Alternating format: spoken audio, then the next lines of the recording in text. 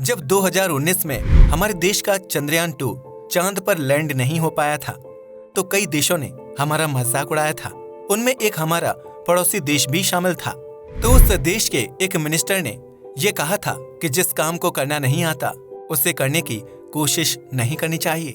लेकिन मैं उस देश के मिनिस्टर को बस इतना कहना चाहूंगा कि झंडे पर चांद और चांद पर झंडा होने में जमीन आसमान का फर्क होता है।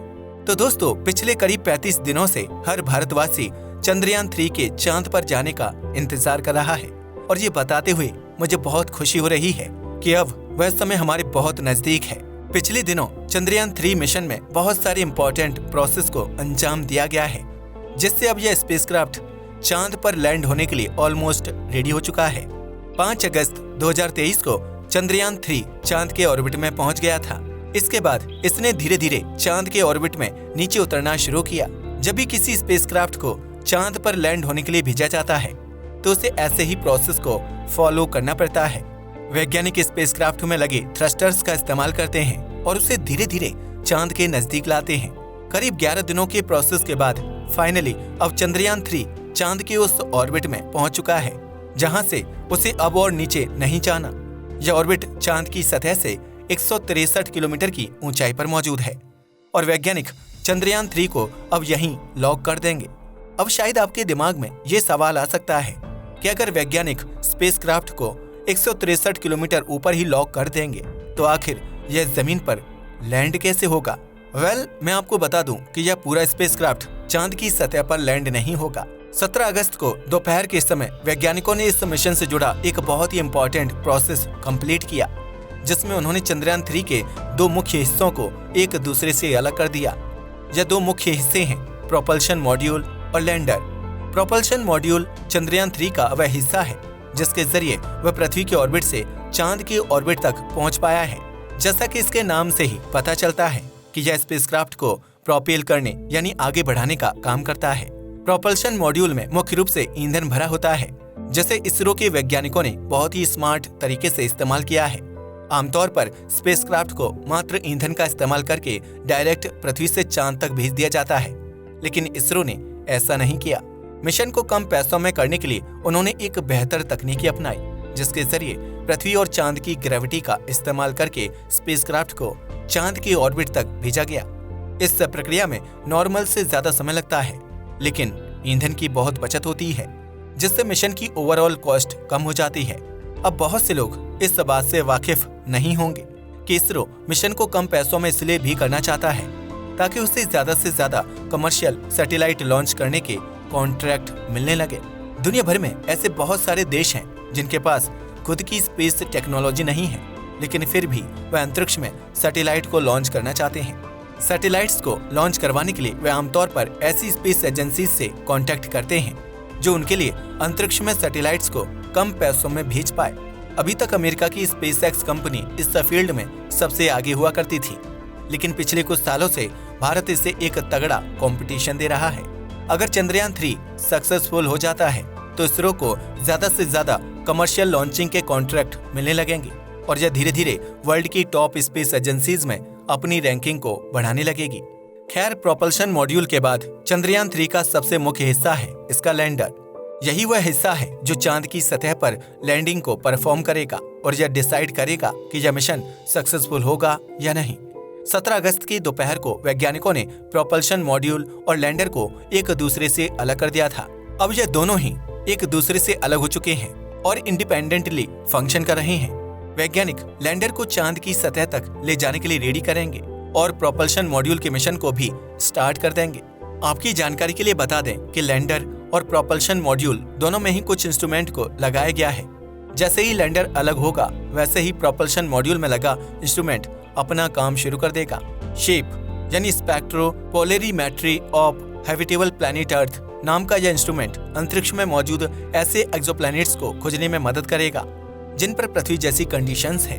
वैज्ञानिक इस इंस्ट्रूमेंट के जरिए ही पहली बार अंतरिक्ष में जीवन ढूंढने की शुरुआत करेंगे, जो इसरो के लिए एक बहुत ही बड़ा और इम्पोर्टेंट स्टेप होगा। अगर आपको नहीं पता तो बता दूं कि एक्सोप्लैनेट्स उन ग्रहों को कहा जाता है जो हमारे सौर मंडल के बाहर मौजूद हैं। चंद्रयान-3 का विक्रम लैंडर चांद के साउथ पोल पर लैंड होगा अभी तक यह पहला और इकलौता ऐसा स्पेसक्राफ्ट होने वाला था जो चांद के साउथ पोल पर लैंड होता। लेकिन बीच में रूस ने भी अपने स्पेसक्राफ्ट के साथ इस रेस में एंट्री कर दी। 11 अगस्त 2023 को रूस ने लूना 25 नाम का एक स्पेसक्राफ्ट लॉन्च किया जो बिल्कुल चंद्रयान 3 की तरह ही चांद के साउथ पोल पर सॉफ्ट लैंडिंग करने का ट्राई करेगा। यह 47 साल बाद है जब रूस वापस से चांद पर लैंडिंग करने का प्रयास करेगा। रूस ने अपनी स्पेसक्राफ्ट को डायरेक्टली पृथ्वी से चांद तक भेजा था, जिस वजह से इसे चांद तक जाने में मात्र 5 दिनों का समय लगा। यह ऑलरेडी चांद के ऑर्बिट में एंटर कर चुका है और रूस की स्पेस एजेंसी रॉसकॉस्मोस के मुताबिक वह 21 से 23 अगस्त के बीच में चांद पर लैंडिंग करने का प्रयास करेंगे। अगर रूस भारत से पहले साउथ पोल पर लैंड हो जाता है तो यह पहला ऐसा देश बन जाएगा जिसने इस काम को सक्सेसफुली किया होगा। लेकिन अगर रूस का मिशन फेल हो जाता है या फिर पोस्टपोन हो जाता है तो भारत शायद फिर से इस रेस में आगे हो जाएगा। यह देखने में भले ही एक बहुत बड़ा कंपटीशन लगे, लेकिन असल में इस बात से कोई फर्क नहीं पड़ता कि कौन चांद पर सबसे पहले लैंड होगा। लूना 25 भले ही चंद्रयान 3 से पहले साउथ पोल पर लैंडिंग परफॉर्म कर ले, लेकिन इसरो को इससे कोई भी नुकसान नहीं होगा। इसरो के विक्रम लैंडर के अंदर एक और बहुत इंटरेस्टिंग चीज मौजूद है जो उसे लूना 25 के मुकाबले काफी यूनिक बना देती है। लूना 25 मात्र एक लैंडर है जो चांद की सतह पर लैंड होने के बाद अपनी स्टडीज को कंटिन्यू करेगा। वैज्ञानिकों ने इसमें एक रोबोटिक आर्म भी फिट किया है जो एक चम्मच जैसी चीज से चांद की मिट्टी को कलेक्ट करेगा। इस मिट्टी को वैज्ञानिक इसलिए कलेक्ट करना चाहते हैं ताकि वह चांद की सतह के बारे में और ज्यादा जानकारी इकट्ठा कर पाएं। चंद्रयान 3 में लैंडर तो है ही, साथ ही में इस लैंडर के अंदर एक रोवर भी मौजूद है। इस रोवर का नाम है प्रज्ञान रोवर। चांद पर सक्सेसफुली लैंडिंग करने के बाद यह रोवर विक्रम लैंडर के अंदर से बाहर आएगा और चांद की सतह को एक्सप्लोर करेगा। यह पहली बार होगा जब किसी देश ने चांद के साउथ पोल पर कंट्रोल्ड मूवमेंट परफॉर्म की होगी और यह रिकॉर्ड हमेशा हमेशा के लिए हिस्ट्री में भारत के नाम दर्ज हो जाएगा। चांद का साउथ पोल एक बहुत ही मिस्टीरियस और इंटरेस्टिंग एरिया है। यह हमारी पृथ्वी से डायरेक्टली दिखाई नहीं देता और न ही वैज्ञानिकों ने इससे ज्यादा एक्सप्लोर किया है।